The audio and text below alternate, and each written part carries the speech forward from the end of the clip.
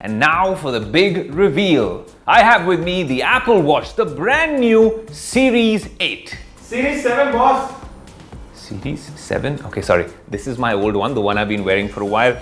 I have with me, let's do this again, the Apple Watch Series 8. This is the Series 8, I'm very certain about that, but it looks identical to the Series 7, so should you upgrade? That's what we're going to tell you. Not just that, we're also going to tell you whether this is a good first time buy. What if you have an older Apple Watch?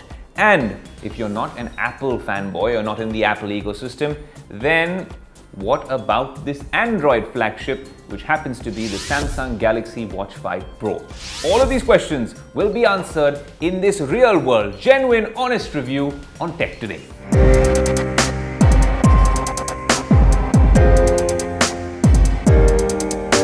Now, 2022 has been an interesting year for Apple Watches because we haven't got one or two new launches. This year, we now have three types of Apple Watches. Of course, there's the economical SE, which comes without all the bells and whistles of the Series 8, which in any other year would have been their flagship. But now there's a far more expensive and advanced, rugged outdoor build sort of a watch called the Apple Watch Ultra, which you got to stay tuned to Business Today's social media handles, and of course, everywhere that you actually watch Tech Today is where we'll be covering the Ultra in all its splendor. Now, when it comes to the Apple Watch, it's interesting because there's a new S8 chip powering this watch, which supports a bunch of new sensors. Advanced health and fitness tracking is what the Apple Watch is all about, and it's been absolutely stellar over the years. I'll get to whether you should upgrade or invest in this in a bit, but when we're talking about the new S8 chip, it's not very different from the S7 chip.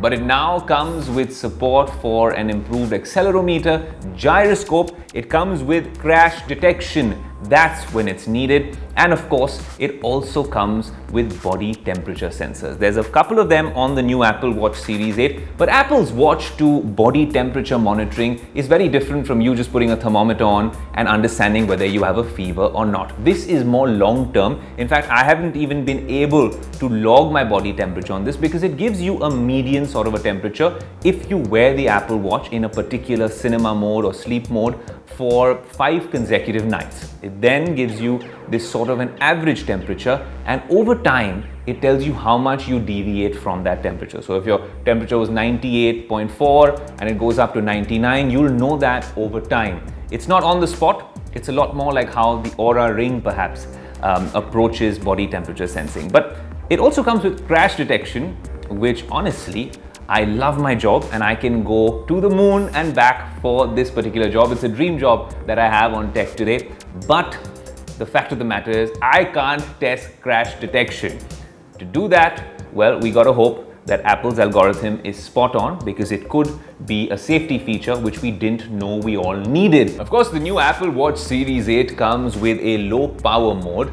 But does that mean it gets across the finish line? Look, if you want the Apple Watch and you really like the way it feels and looks on your wrist, then you have to charge it at least once a day. It's not like the Garmin's and the other trackers out there which last for a few days. That could have been a lot more helpful, but we'll wait because the Apple Watch has so many more features which can be useful. A very accurate ECG recording app. A much welcome improvement to the Apple Watch lineup is the fact that you get much better metrics when you're talking about sleep monitoring. So maybe I don't have to use a third-party app. The Apple Watch does it all. When you're talking about taking the Apple Watch out for a workout, there's improvements made there as well. It's just about the layout and how they display your health metrics, especially heart rate zones when you start a workout on the Apple Watch Series 8. It's a lot more detailed, and if you're someone who wants a lot more data about health and fitness, then the Apple Watch Series 8 has that as well. So there's a bunch of new features, of course. So the real question is, if you have a Series 7, should you be upgrading to the Series 8?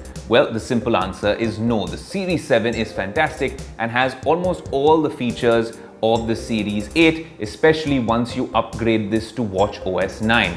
Maybe even a Series 6 would be too soon for you to upgrade.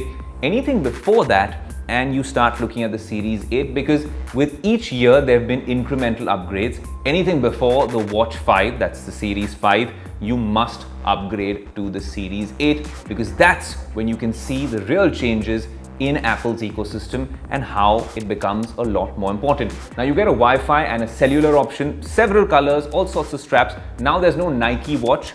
This is the Nike watch. You have all the Nike faces on this particular device, and the straps come along with it as well. So that's a welcome addition to the Apple Watch Series 8. You get the watch in two sizes, 41mm and 45mm. For me and for most guys, 45mm is better, but if you like a more compact one, the smaller one works. Now the Series 8 is a very competent device, and like I said, if you have a watch older than the Series 5, then this is the watch you must upgrade to if you want to stay on in the Apple ecosystem, of course. But if you want to take things to the next level, maybe you're a surfer, an adventure hiker, or you're going scuba diving, then the real boss would be the Ultra, and that's something you might even want to upgrade from the Series 7 too.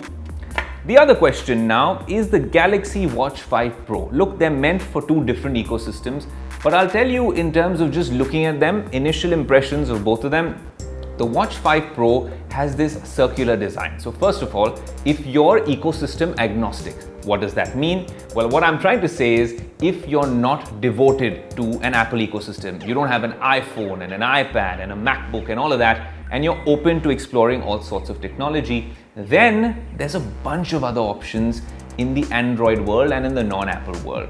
But if you are tied down to the Apple ecosystem, then this is the only option for you if you want to extract the most out of your wearable.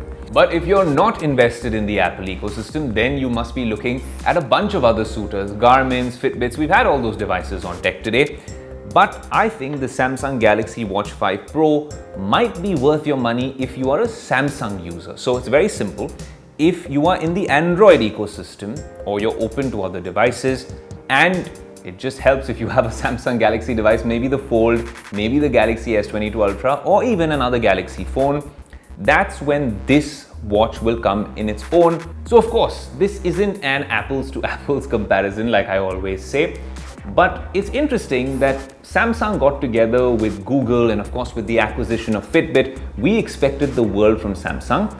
This product is getting better and better. Hardware-wise, it has a bunch of sensors which are raring to go, but they haven't gotten a lot of those permissions in many countries. So blood pressure monitoring, body temperature, even ECG for that matter. But if you're investing your hard-earned money, this is a watch where every sensor seems to work. It's largely accurate, and we have put it through its paces. I have played football wearing this watch. I have done all sorts of weight training, strength training. I've gone swimming in the sea, and it has never failed on me. Neither has the 7 or the 8. So the Apple Watch is still one of the top smartwatches in the world. But if you're an adventure junkie, like I said, let's wait for the Ultra. Having said that, the Apple Watch Ultra is going to be quite expensive, nearly costing twice as much, 90,000 rupees or something like that. So it must be a very expensive proposition.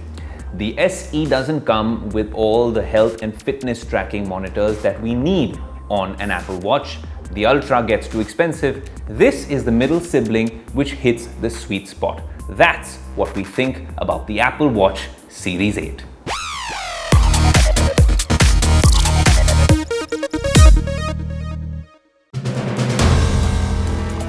If you like the video, do like, comment, share and subscribe.